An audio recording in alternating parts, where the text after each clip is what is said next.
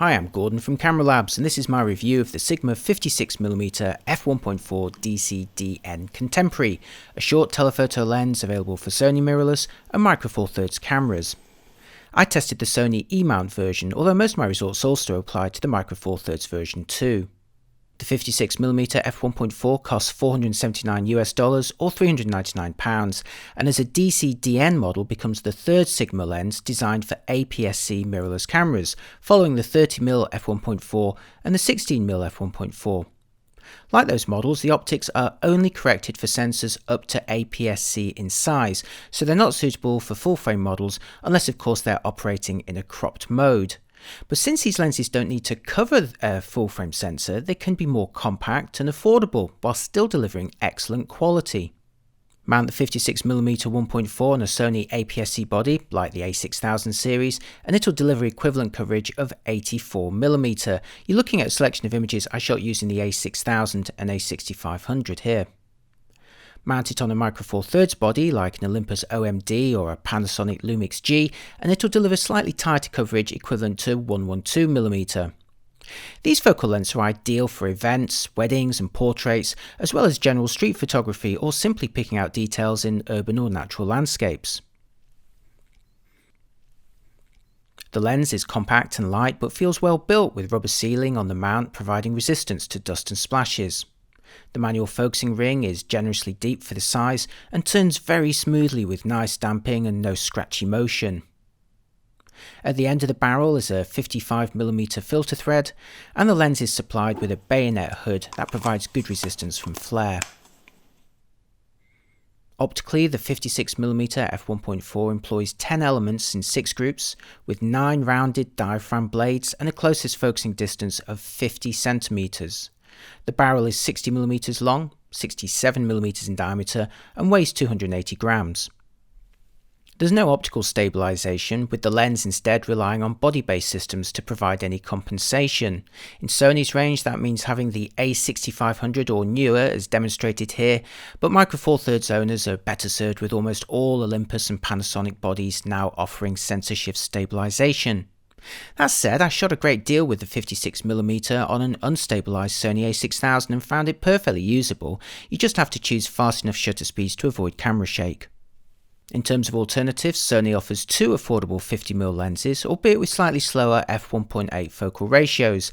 In the middle is the Sony E50mm f1.8 OSS, also designed for APS-C bodies only, but including optical stabilization, which will be handy for owners of unstabilized bodies like the A6000 and A6300. It's cheaper too at $299.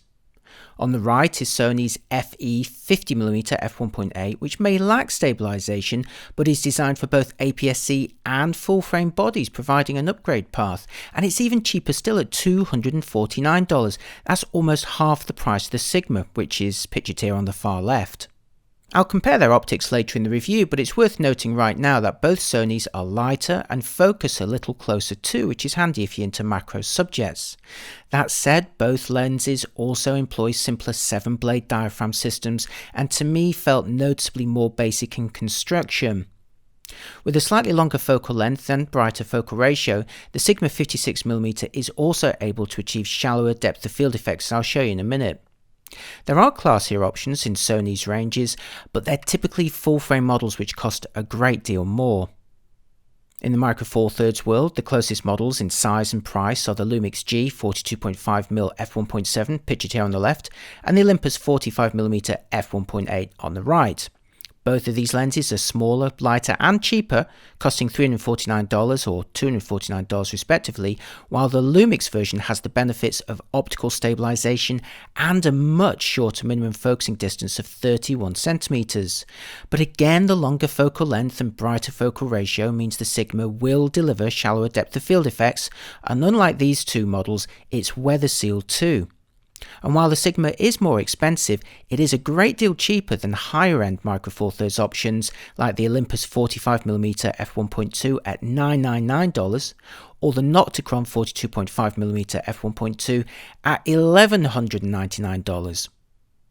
The Sigma is also almost half the price of the Olympus 75mm 1.8 pictured here on the right, and while I do love that particular lens, the shorter focal length of the 56mm does really make it more practical for portraits. In terms of focusing, the Sigma 56mm f1.4 is fairly swift and very quiet. Here I have it mounted on a Sony a6500 with the focus area locked to the centre and switching between near and far. Under these conditions it felt pretty much as fast and confident as the two Sony 50mm f1.8 lenses. The E-mount version also supports all of Sony's focusing modes, including expand, flexible spot and the lock-on AF modes. Here you can see face detection working with continuous autofocus. It also supports Sony's eye detection, again here in continuous autofocus. You can see the small green box tracking my eye across the frame fairly well. Once you start shooting, here at the high speed, you can see the AF box lag behind at times, but again it's similar to Sony's own lenses under similar conditions. It's certainly good enough for a decent hit rate during the times when my movements were more subtle. The 56mm is also ideal for video, and here you can see the Sony a6500 using face detection to track and refocus on me as I approach the camera, filmed in 4K. Listen closely and you'll barely hear the lens refocusing. For comparison, here's the a6500 fitted with the Sony FE 50mm 1.8, and you can see the degree of confidence is actually pretty similar, although Sony's focusing motor is actually a little more audible here.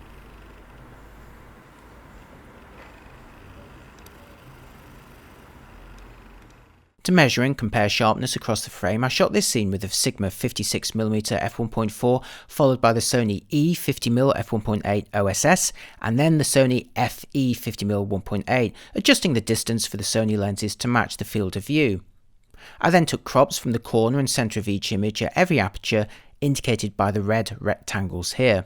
Here are the corner crops greatly enlarged to reveal any differences, starting with the Sigma by itself at f1.4, where it delivers respectably crisp results in the far corner.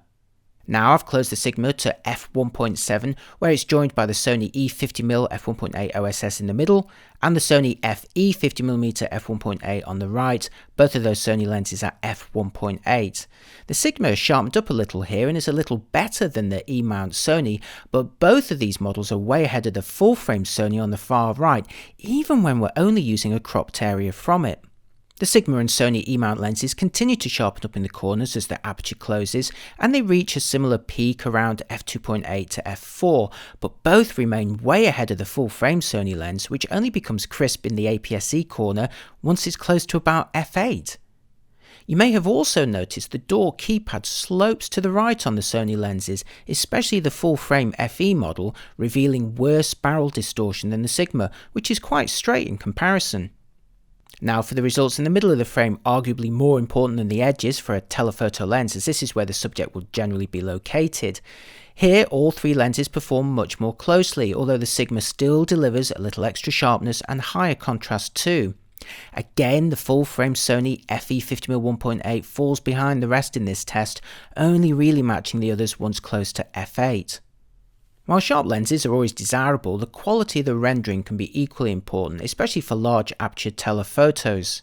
In this next section I'll look at several examples illustrating the quality of the blurred areas, or the bokeh. Here's the Sigma 56mm wide open at f1.4, and I want you to keep an eye on the background rendering as I close the aperture first to f2, then to f2.8, and finally here to f4.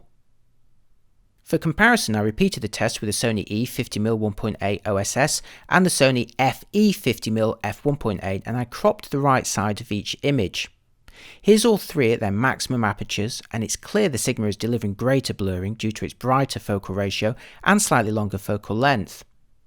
Next, here's all three at f2, where the shape of their respective diaphragm blades becomes more visible. And now at f2.8, and finally with all three set to f4. Now, there is no correct result here, but which is your favourite? Here's another example with the Sigma, again on the left, the Sony E in the middle and the Sony FE on the right, again all at their maximum apertures. Again I've repositioned to match the subject size, but the longer focal length of the Sigma shows a more magnified view of the background with larger blobs. And now a final example, again at their maximum apertures and with the distances adjusted to match the subject size again. Try to look beyond the size of the background elements to the actual shape and edges of the blurred areas. Again, there's no correct approach here, only personal preference. But I'd say from these examples that the Sigma is visibly delivering smoother and more attractive rendering, creamier bokeh if you like. Let me know which one you prefer. At the other end of the scale, you can close the aperture down to generate a starburst effect. Take a closer look at the bright lights in this London skyline scene that I photographed at f5.6 and see how these lights change as I close the aperture first to f8, next to f11, and finally to the smallest aperture on this lens of f16.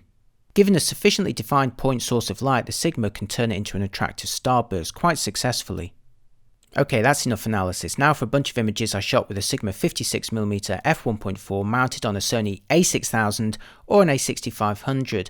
All of these are available for a closer look in my review at cameralabs.com, and if you're interested in the performance and coverage of the Micro Four Thirds version of this lens, just take an appropriate crop.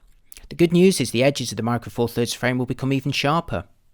Ultimately, I really enjoyed shooting with the Sigma 56mm f1.4 and found it a desirable choice not just for portraits but also product shots and tighter landscape views.